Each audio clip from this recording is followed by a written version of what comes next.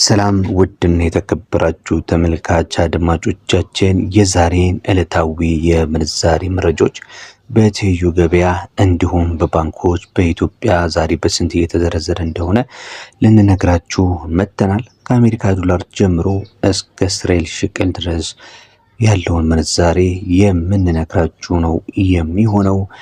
እስከ መጨረሻው ድረስ አብራችሁን ቆዩ። ቪዲዮውን ስትጀምሩ ታዲያ ላይክ ማድረግ እንዳይረሳ። ለዚህ ቻናል አዲስ ከሆናችሁም ሰብስክራይብ በማድረግ ቤተሰብ ሆኑ። አሁን የምንሄደው ቀጥታ ወደ መረጃ ዝርዝር ይሆናል። ከአሜሪካ ዶላር እንጀምራለን። አንድ የአሜሪካ ዶላር ዛሬ የካቲት 26 2018 ዕለተ ሐሙስ ላይ በ190 ከ91 31 እየተዘረዘረ ይገኛል። 100 የአሜሪካ ዶላር ደግሞ 19913 ብር በመዘርዘር ላይ እንደሚገኝ መረጃ ያመለክታል። በኢትዮጵያ ንግድ ባንክ መረጃ መሰረት የአሜሪካ ዶላር በ166 ብር ከ06 እየተሸጠ ነው የሚገኘው። ዩሮን ስንመለከት 1 ዩሮ 219 ከ91 ሲዘረዘር 100 ዩሮ ደግሞ 21991 ብር በመዘርዘር ላይ ነው የሚገኘው። በባንክ ያለው መረጃ እንደሚያመለክተው ከሆነ 1 ዩሮ በ194 ይዘረዘራል። 100 ዩሮ ደግሞ 19492 እየተዘረዘረ ነው የሚገኘው። በመቀጠል የምንመለከተው የፓውንድ ስተርሊንግን ይሆናል።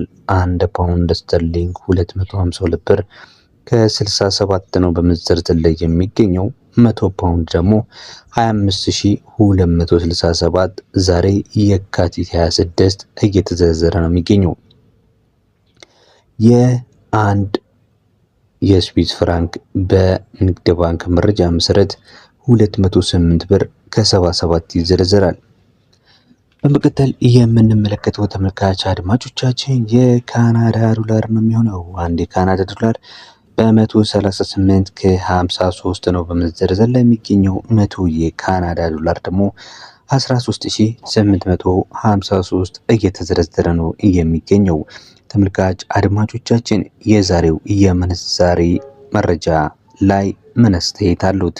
ጨምሯል ነው የሚሉት ወይስ ቀንሷል? ያላችሁን አስተያየት እንዲሁም ደግሞ ሀሳባችሁን ኮሜንት ላይ እያስቀምጡልን።